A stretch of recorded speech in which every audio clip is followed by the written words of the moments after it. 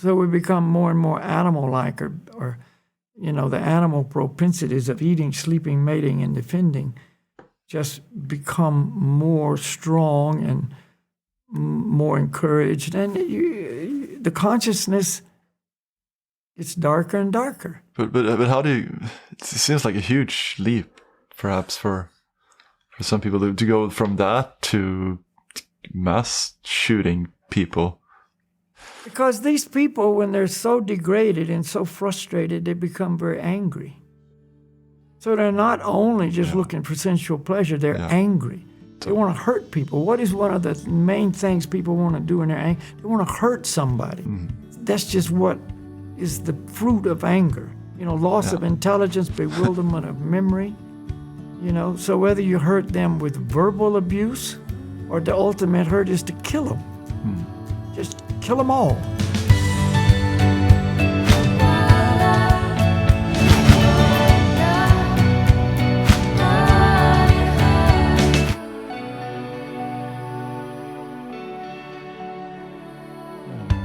Society is so confused about mass shootings and why they happen, and we don't want to get into political discussion on gun laws or not, because that's just unnecessary, because there's much deeper discussion that needs to be had, and that's what I wanted us to do.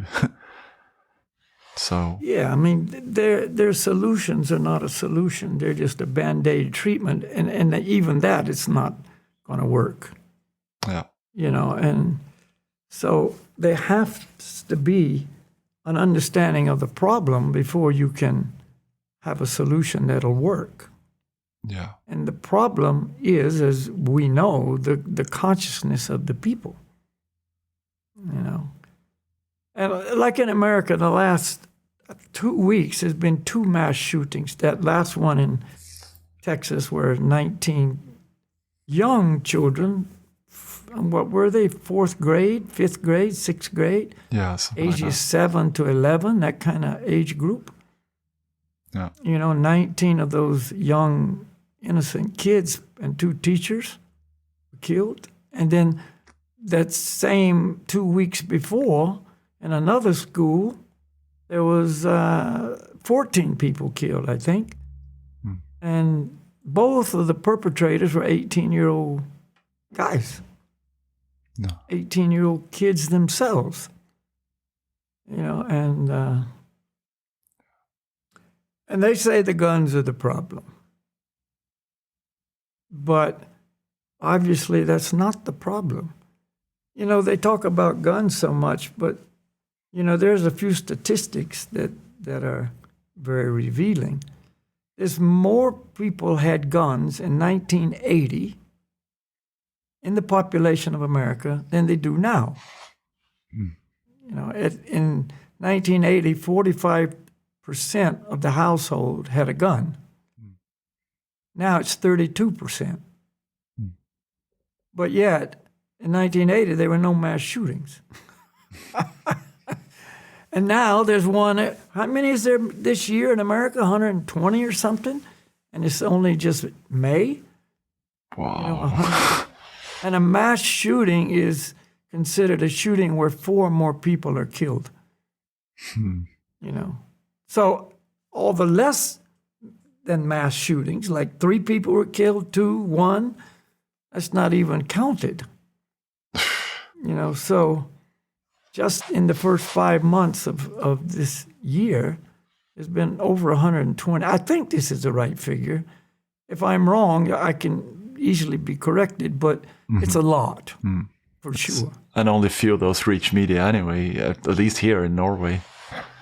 You guys don't hear about... And even in America, if it's not, like, dramatic enough or horrible enough, it doesn't even make the news. Just 4 people got shot over here, 3 over there. It never makes it to the news. Nobody even hears about it. That's quite amazing that society has come to that point. Something it's just so callous and just so common and ordinary. That they don't even talk about it.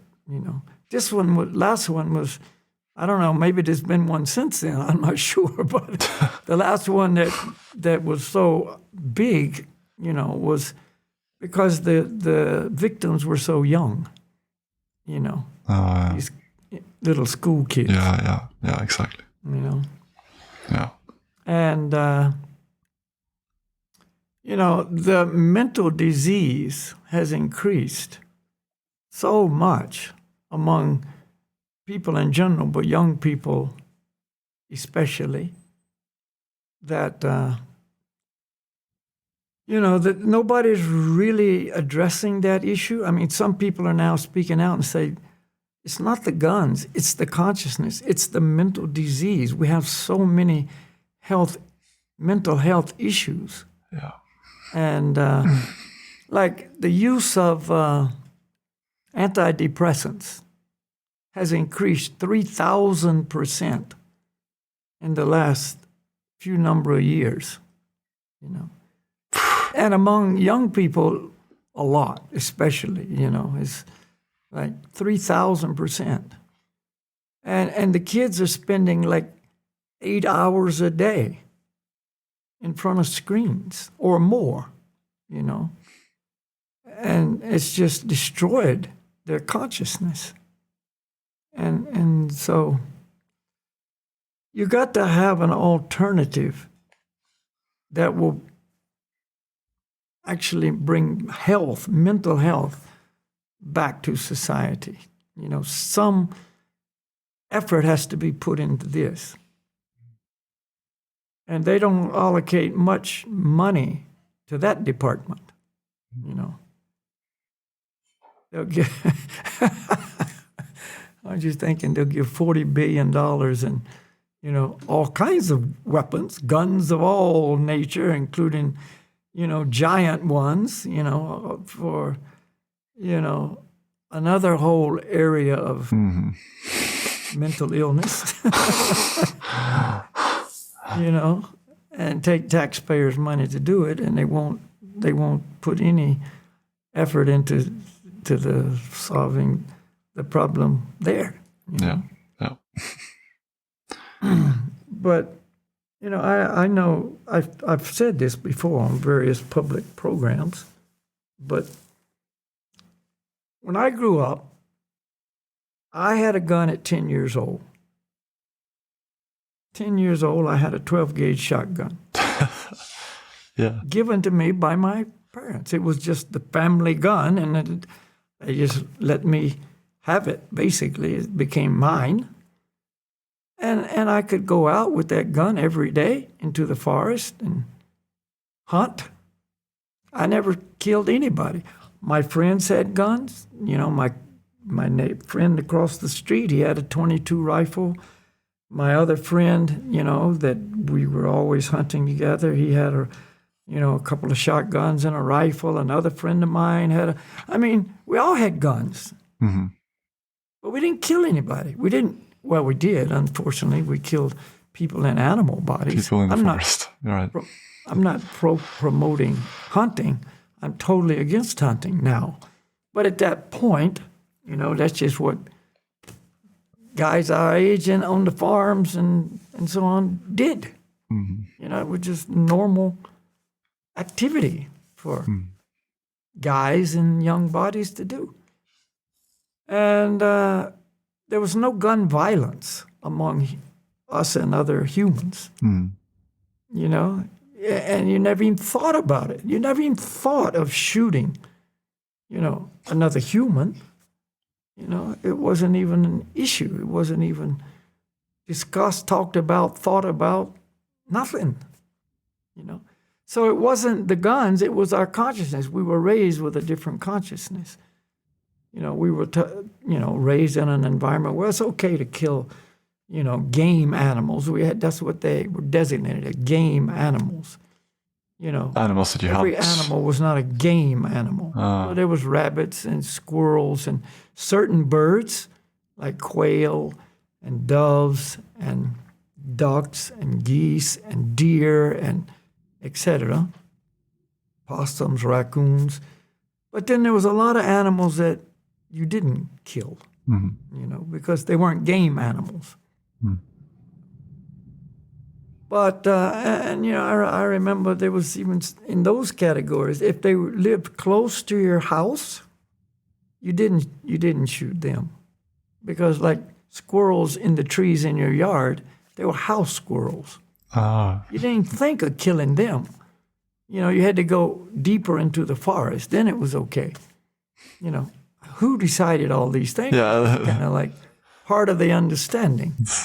If there was ducks in your yard, you didn't touch them. But if they were out on a river somewhere, then it was okay.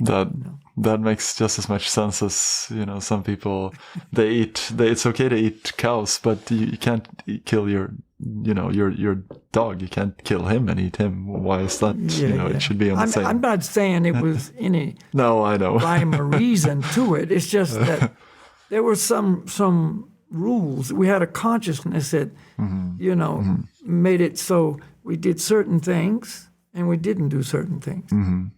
And that's how we were raised. I see. It was just whatever we were taught. We embraced that, and that was okay. And not everybody hunted. Like my father never hunted. He didn't like it. He didn't stop me from doing it, but he just wasn't into it. Oh, he wasn't. Oh. Yeah, he just didn't like that whole concept of killing animals. Although he'd go out and cut the head off the chicken in the yard for Sunday dinner because that was okay.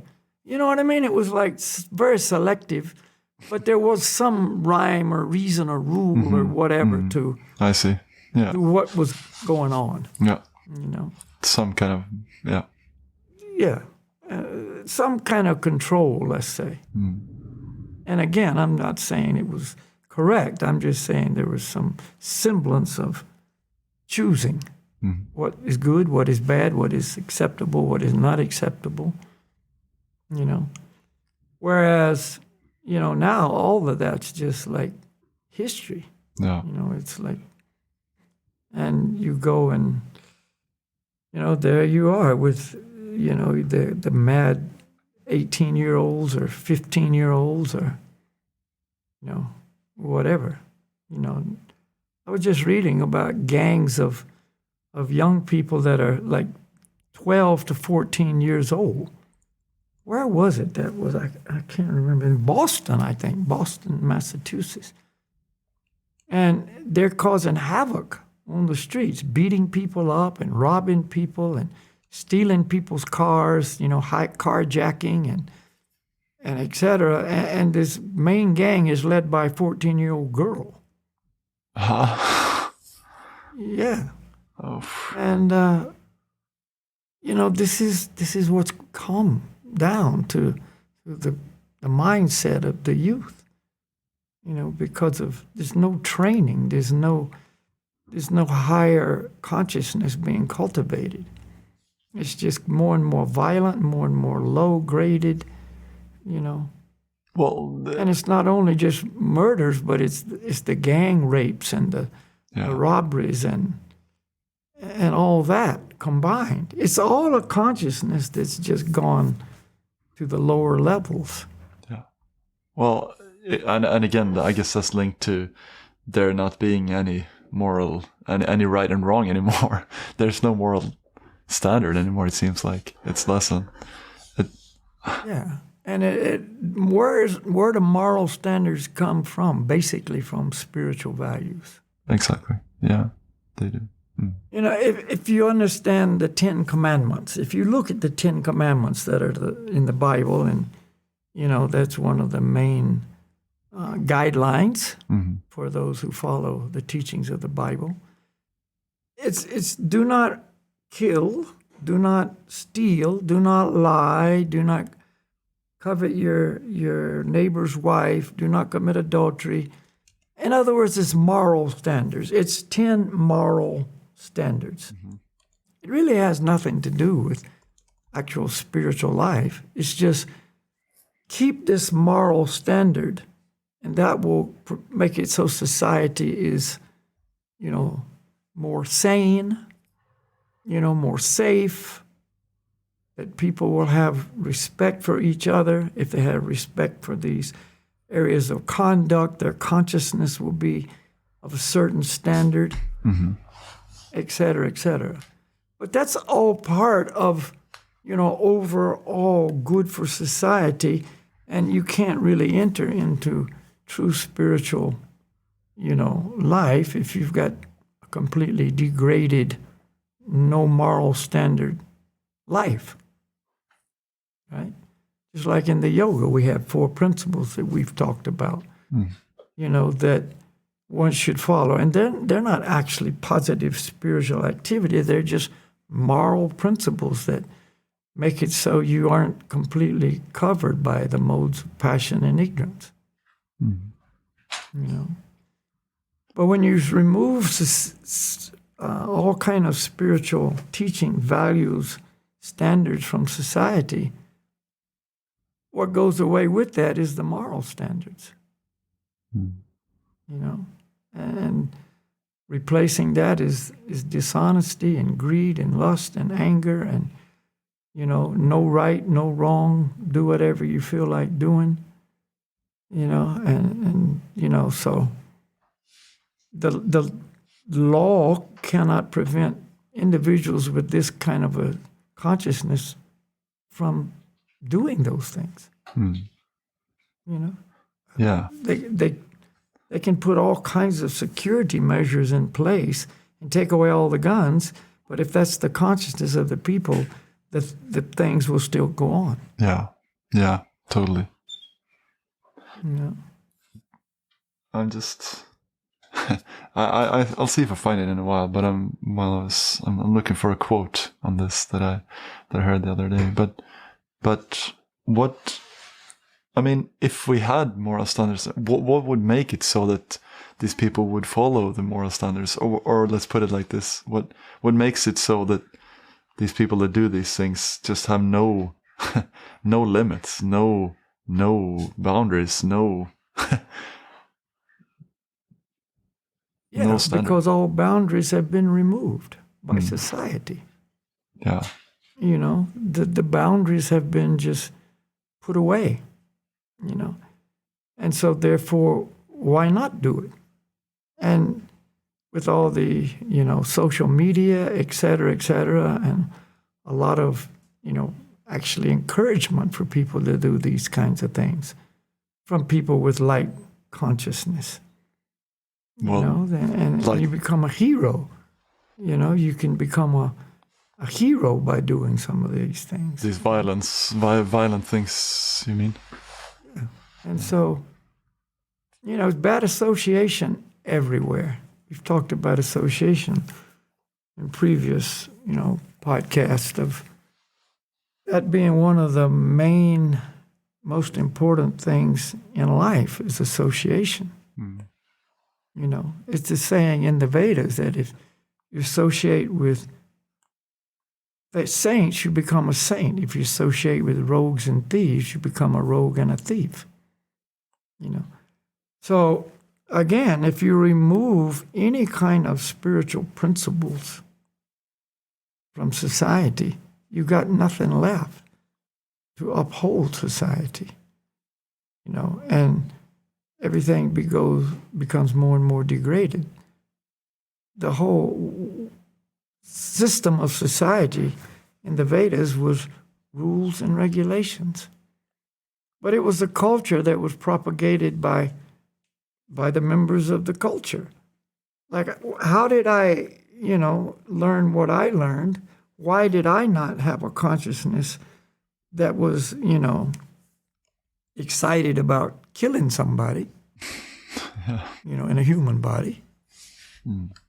Because I was taught, when a kid is born, they're just a blank slate. I mean, not really, if you know about reincarnation. And you come in with a lot of desires and previous, karma and, agendas and so on. But generally on the external or more surface level, the kids are a blank slate, and they just learn whatever they learn. So in my household, I learned, from Christian values, what was good, what was bad, what was accepted, what was not. My parents certainly did not accept, things which shouldn't be accepted, and they promoted things which should. And that's what I learned. But it wasn't only in my family. See, it was in my neighbors' family, my friends' families. It was in school. Yeah. When I went to school, the teacher had the same values. So you had the common. So I didn't only get it at home and then go into another world where everything was the opposite of that. Yeah. And I went to school and it was the same thing. I went to church on Sunday and it was the same thing. Yeah. I hung out with my friends and they had been taught the same thing. And so it was just normal. It was a normal way to live, to associate. So that was the association that was common, so to speak. But people, I guess what I'm trying to get to is, like, in general in society, there are some rules and regulations. I mean, you would I assume that, it's quite obvious to everyone that you don't kill people. You don't do that. Like, that's an obvious rule. But then some people just, like, coming back to what they're Well, the rules are just rules that, are enforced by police, which now has become, so disrespected. The whole concept of law and order and peace and policemen to enforce it and so on like that has just become a joke. Yeah. Nobody respects it. Yeah. Who cares? When I was young, if somebody said, okay, we're going to call the police, man, that's all you had to know. End of game. Okay, I'm sorry, please forgive me. I was wrong, you're right. That was like terror. If somebody said they're going to call the police, that was like, now we're going to call the police. Call them.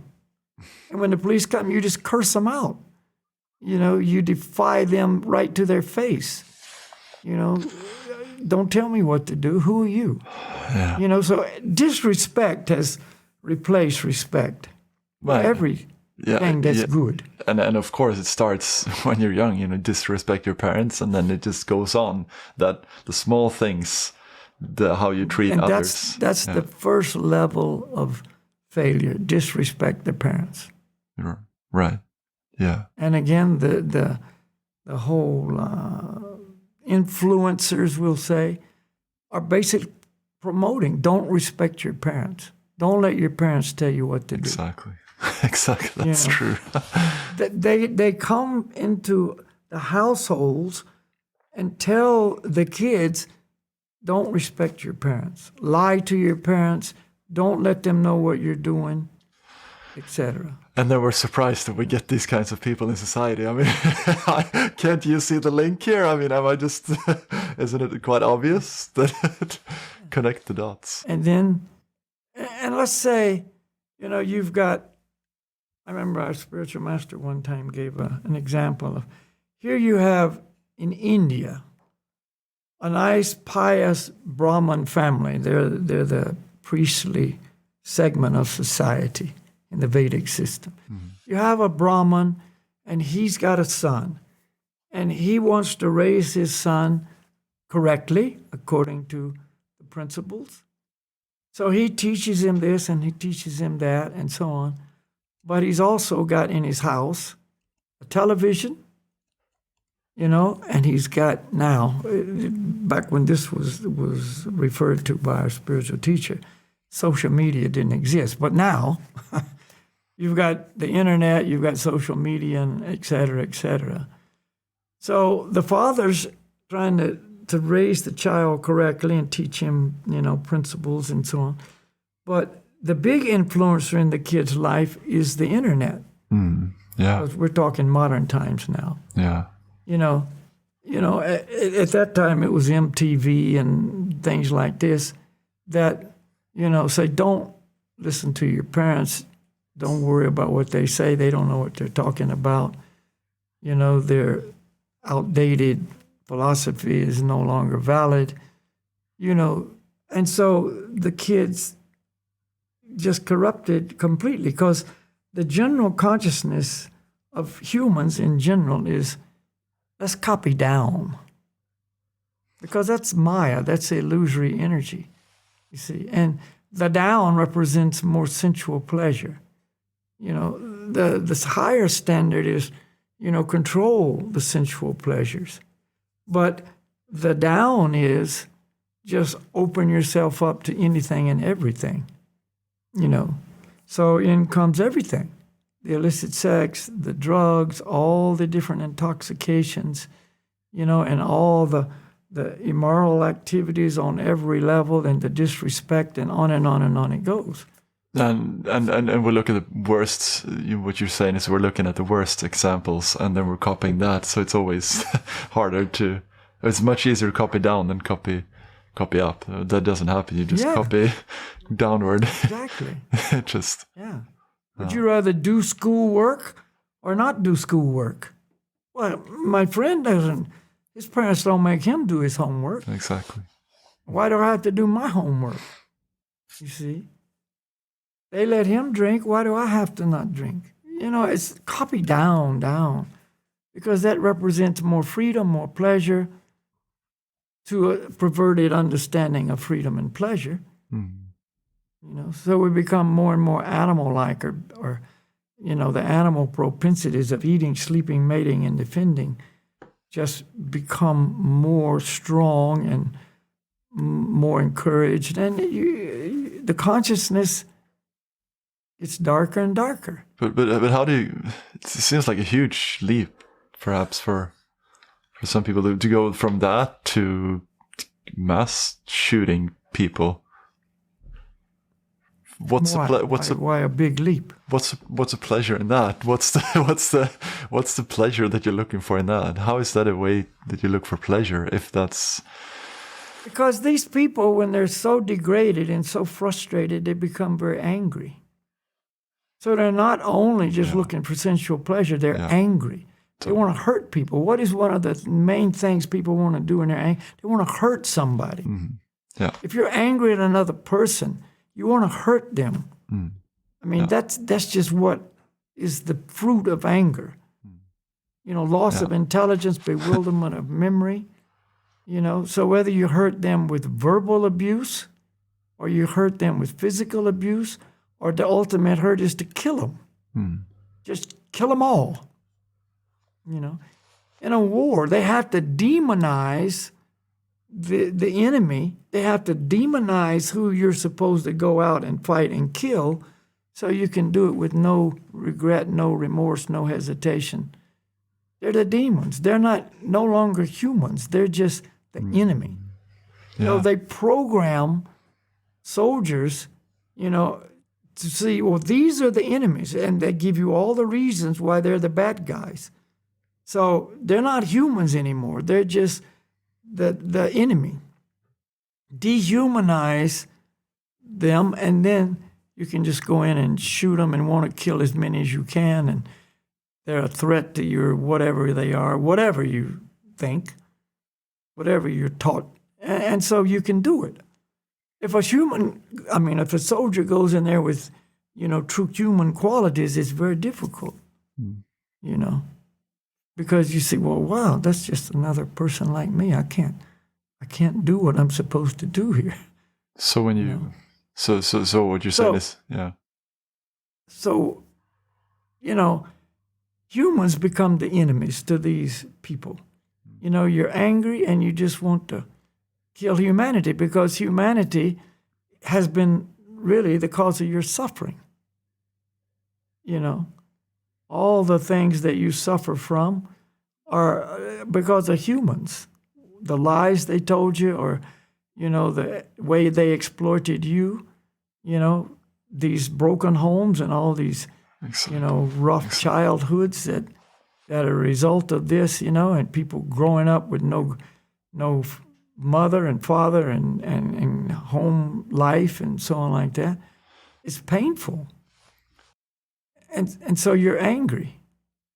I have a quote that I like to read about this, actually, if that suits. This is from two guys that wrote a book a couple of years ago, 1 year ago actually, it was published. It's called How to Stop a Mass Shooting Epidemic. And there's a guy who's called Gillian Peterson, and he said there's this really consistent pathway in how a mass shooter is created. And just like he said early childhood trauma seems to be the foundation. Whether violence in the home, sexual assault, parental suicides, extreme bullying, etc. And then you see the build towards hopelessness, despair, isolation, self-loathing, oftentimes rejection from peers. That turns into really identifiable crisis point where they're acting differently, and sometimes they have previous suicide attempts. But what's different from traditional suicide, just like you said about anger, is that the self-hate turns against the group. They start asking themselves, whose fault is this? If it's a racial group or women or religious group, and the hate turns outward. There's also this quest for, so the hate turns outward. And there's also this quest for fame and notoriety. Notoriety? Mm-hmm. Yeah. Yeah. Hate. That's perfectly presented. Very. But they're studying this and they know this, but they don't really know what to do about it. And it's not easy. Yes, exactly. Because once things go so far, it's very difficult to turn it around. I mean, it's so far down the road now. It's true. Yeah. That it's going to be very, very difficult to turn it around. Yeah, I heard a discussion about where this guy was saying that such people that are in mental health care and express these thoughts of doing these things, he said that they should be constantly, the solution for him was that they should be constantly monitored, with police basically monitoring them 24/7 to make sure they don't do these kinds of things. So just like you said, it's gone so far that at some point you can't fix them, you can't... And you can't do that. That's not practical. It's just not practical. And exactly. the number of these people are ever increasing. Yeah.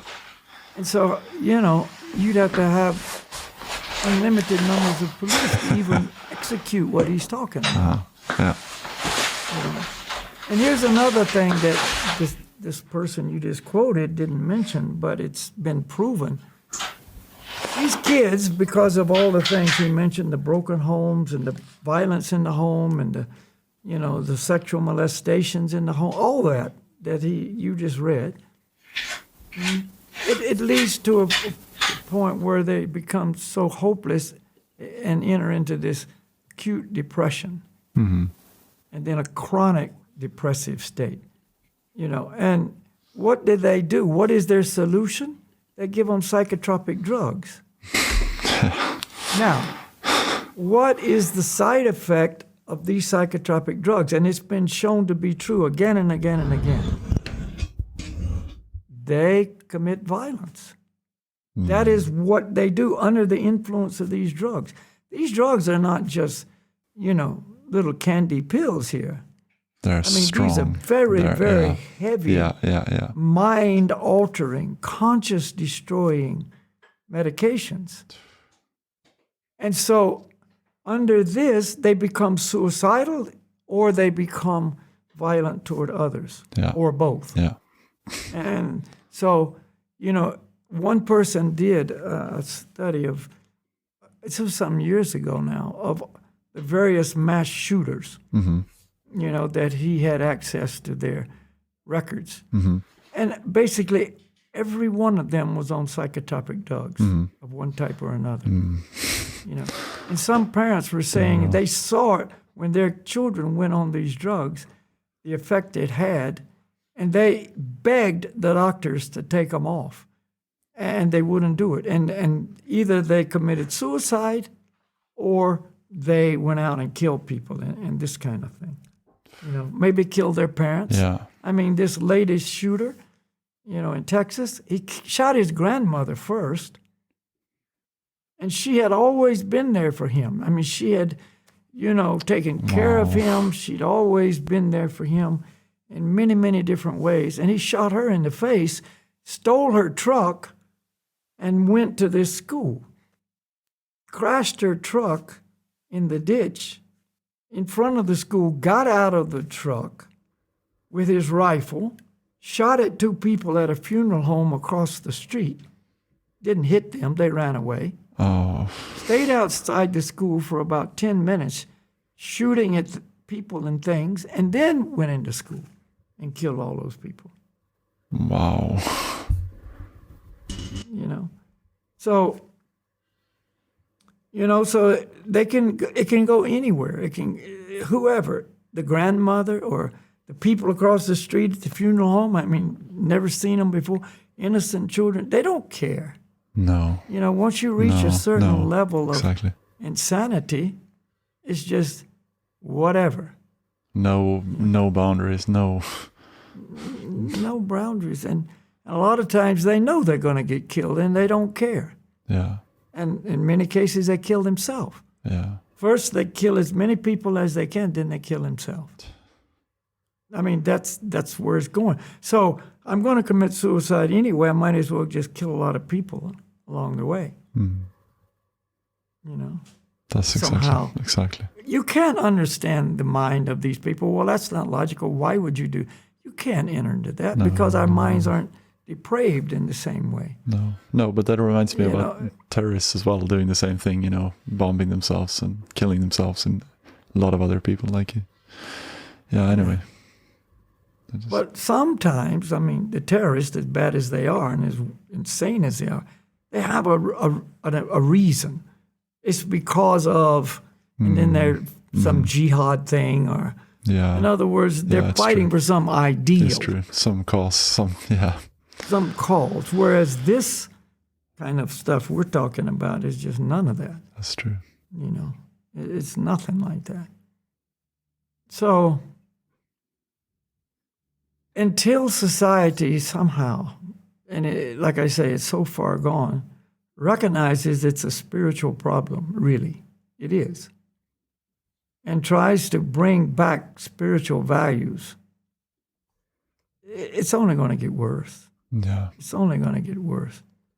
And all the rehab programs, unless there's some way incorporating spiritual values in the rehab programs, you know, or, you know, the absurdity of taking away all the guns as if that's going to do it, you know, et cetera, you know, are just, you know, impossible. It cannot possibly work. Yeah. You know. So they defund the police. They they demonize the churches. You know, I mean, the churches are the bad guys. Yeah. And the synagogues and the mosque and, you know, all the places of worship, the temples and so on. I mean, you know, nobody's supporting that because it's a secular society. Mm-hmm. You can't incorporate any kind of religion in society. You know, the governance of society, the laws, etc., can't be based on any kind of, you know, spiritual principles. But the founding fathers of America, the whole Constitution was based on spiritual principles. So that's a problem that's built into the Constitution, and then you're going. Yeah. Well, that's old-fashioned. They put on the money, "In God We Trust." Yeah. And the founding fathers, I read that they, at one point when they were writing the Constitution, they came to a stalemate and they couldn't, you know, there was some kind of argument or disagreement about something. Mm-hmm. I forget what it was. And so I think it was, I don't remember who it was, Thomas Jefferson or somebody. I'm not a history guy at all. But anyway, whoever it was that was leading the whole thing, he adjourned the meeting and he said, I want everybody to go home and pray to God for the next 24 hours. Wow. And then come back. Wow. You know. And they did that because they had some standard here. They were not just, you know, atheists. They were persons who actually believed in, trusted in, and put themselves under the guidance of God. And they did it and came back and then worked it all out very easily. They were given inspiration. They were given understanding. So anyway, that was the basis of how things were created, when it was created. Yeah. And now if you even mention God, you're a religious fanatic. Mm. And so,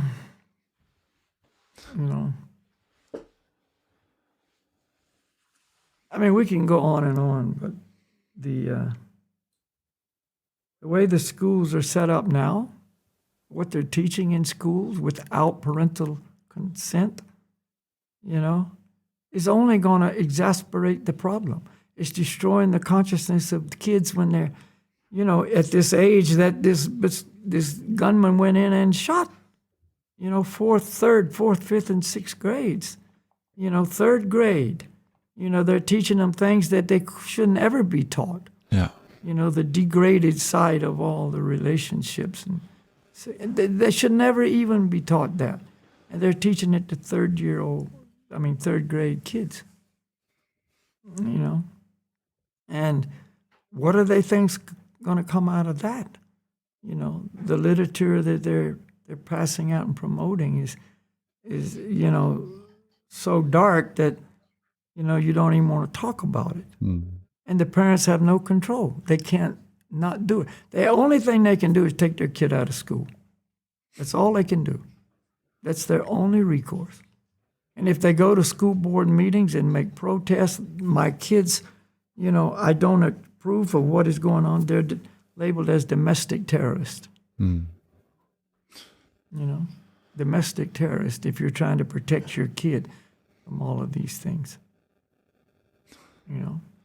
So there you go, And in some countries, they'll take the kids away from parents who are trying to uphold their standard for their kids. So I heard. No, I heard yesterday that out of all the countries in the whole world, I don't know if it's true, that Sweden is, where I'm from, Sweden is the only country in the world where they've banned homeschooling. It's not allowed. They're not to any extent. Not even like 1 day a week, or you could have some kind of system like that. No, they banned homeschooling. You have to have all your kids in school all the time, no exception. See, there you go. Yeah. That's tragic. That is tragic. Yes. Yeah.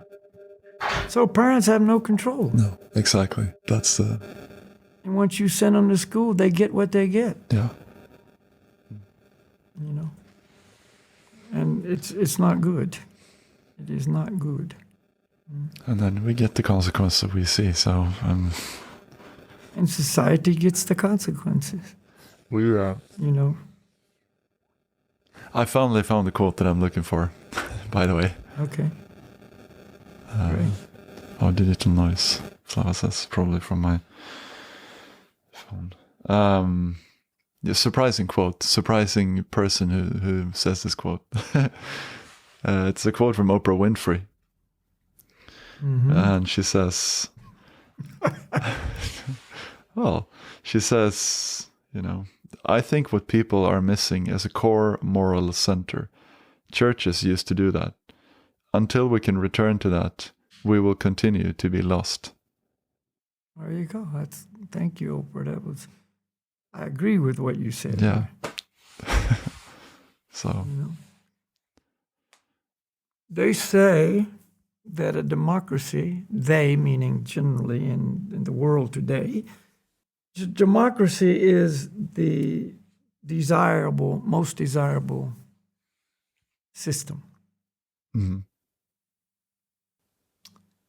Now, what makes a democracy work? Because it's a government supposedly, a government of the people, by the people, and for the people. So you gotta have people with the right consciousness. Yeah. So what makes a democracy work?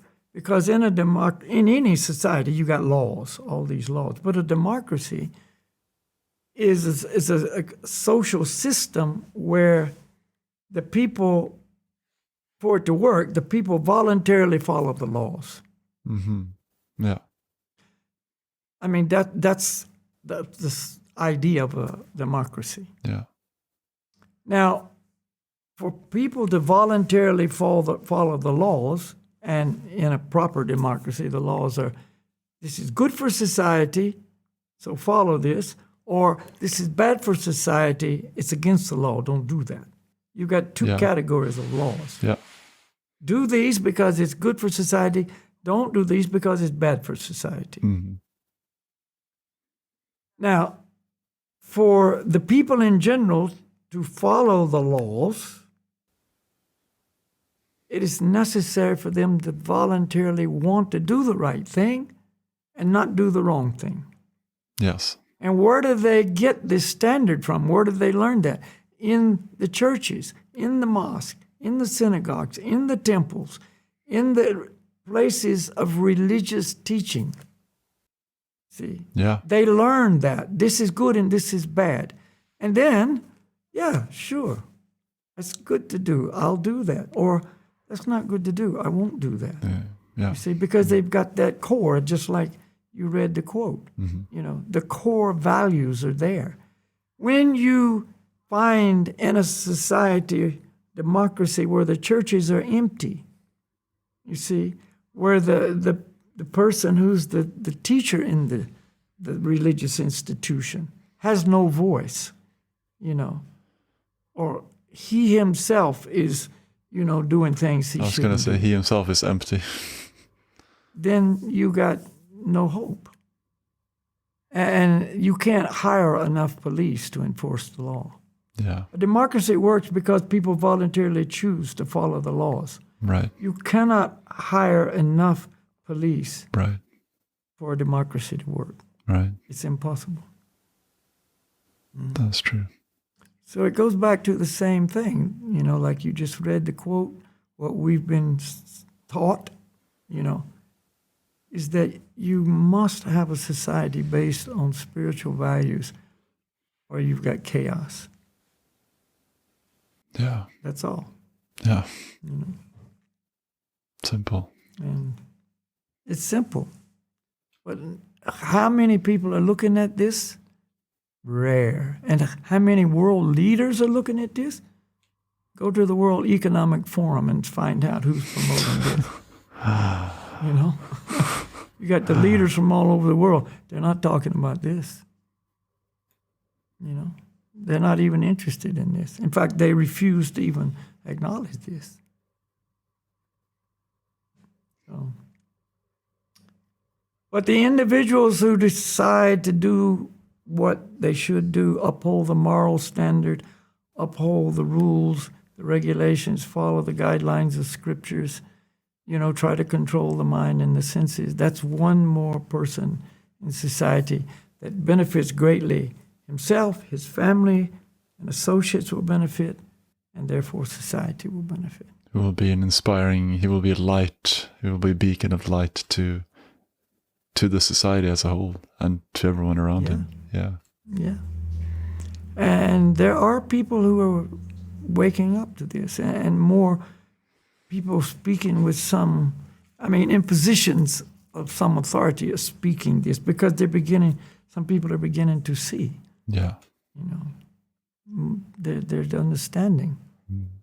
What we're doing now is not working. The direction we're going in has no bright future.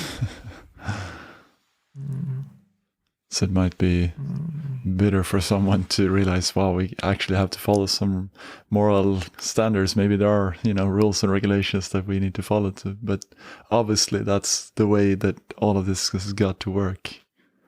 It's the only solution. Yeah.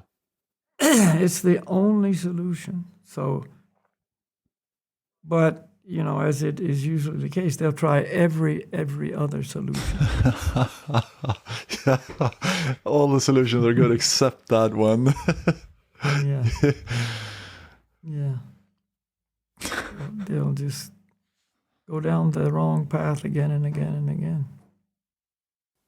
The humans let's say the souls in human bodies, I mean, by nature, we have certain innate characteristics for the good.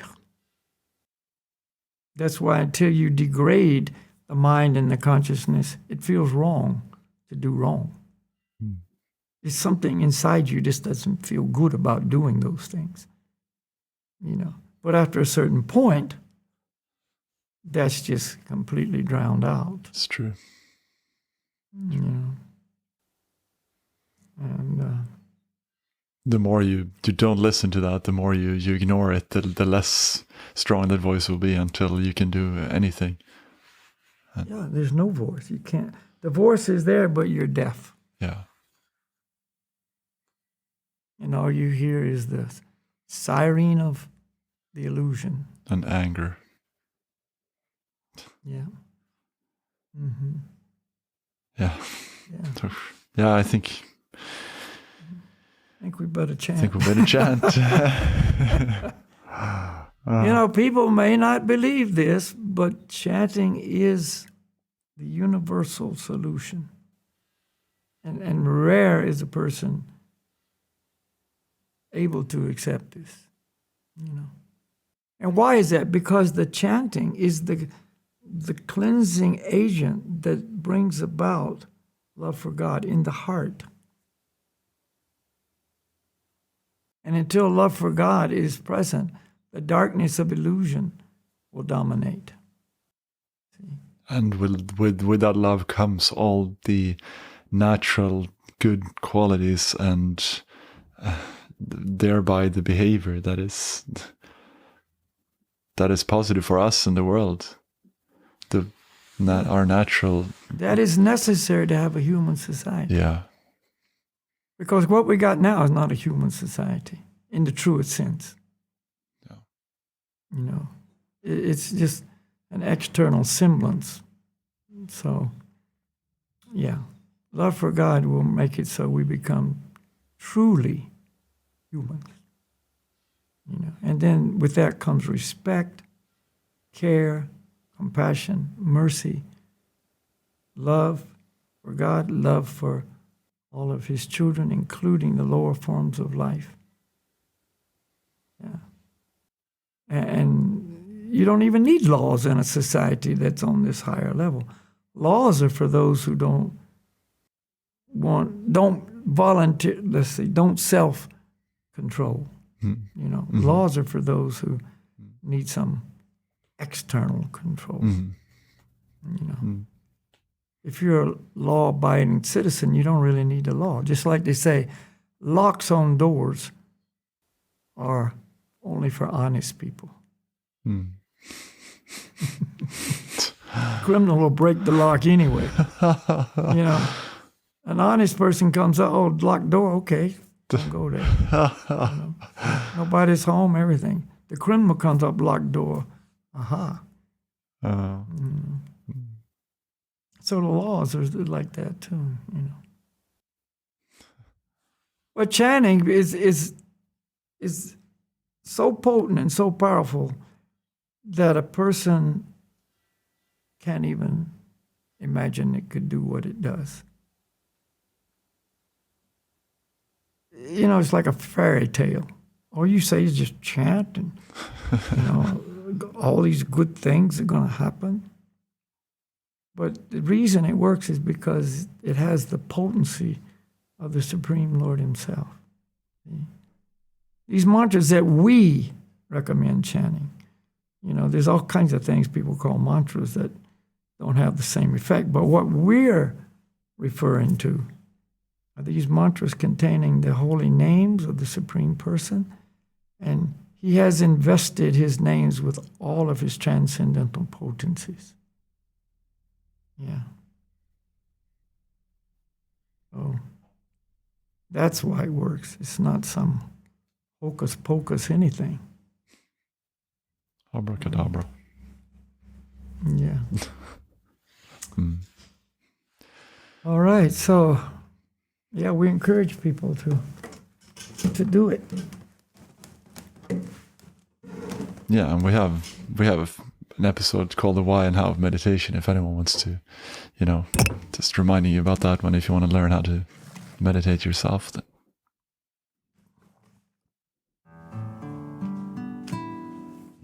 So easy, so simple. We're going to show you how easy it is. We do every week. And the mantra that we always use at the end of our podcast is so simple. Gauranga Haribol. So all you have to do is just listen while I chant, and then when our friends here at the Chintamani studio respond, you chant with them. Just watch Ruben. He does it every week.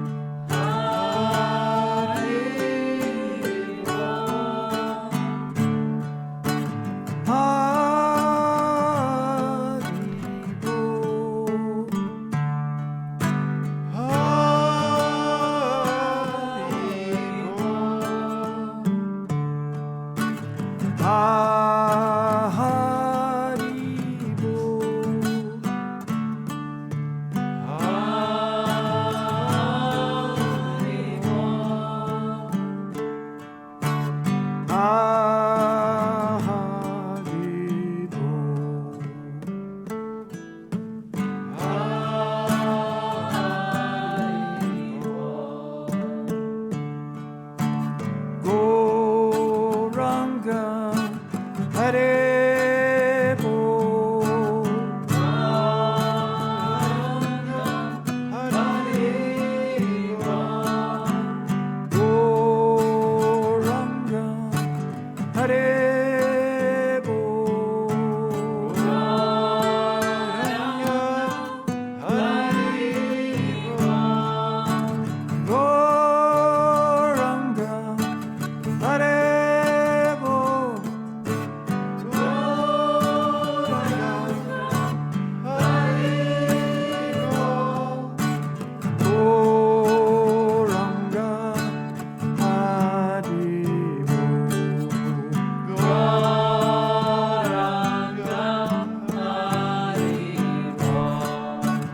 Harebo, Goranga, Goranga, Harebo. Harebo,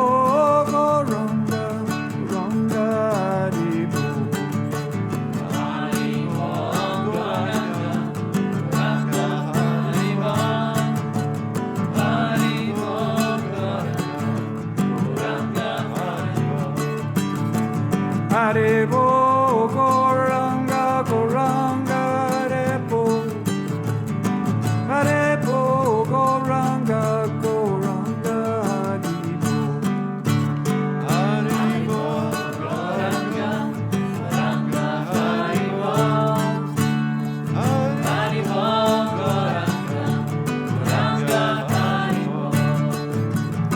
Harebo. Harebo, Goranga, Goranga, Harebo. Harebo, Goranga, Goranga, Harebo. Harebo, Goranga,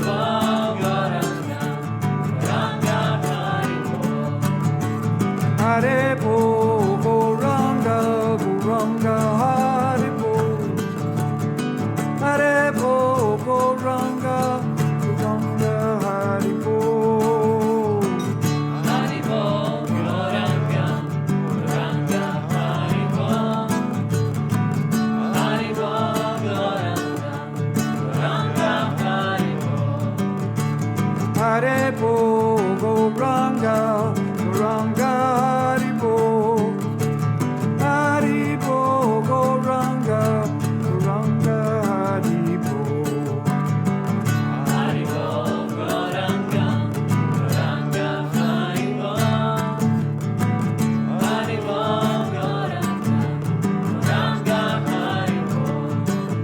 Haribo.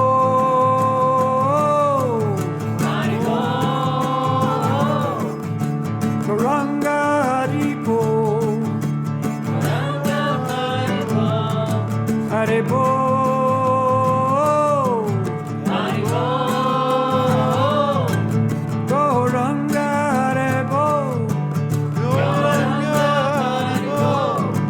Goranga Haribo. Goranga Haribo. Goranga Haribo. Goranga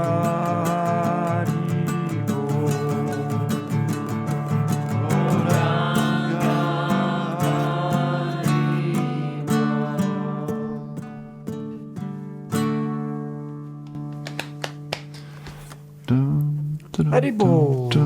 Haribo. Goranga.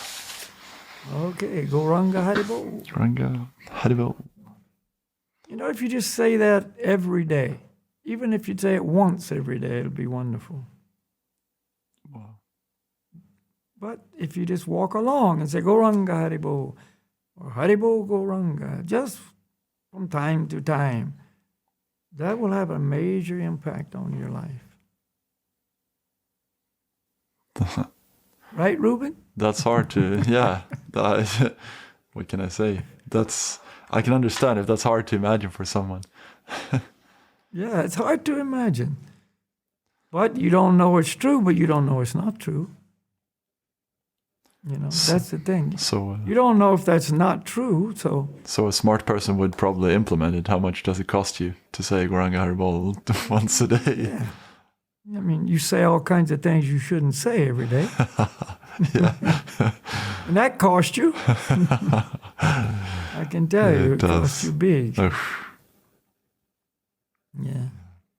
All too often we cut our throats with our tongues. You know? So we got to be careful.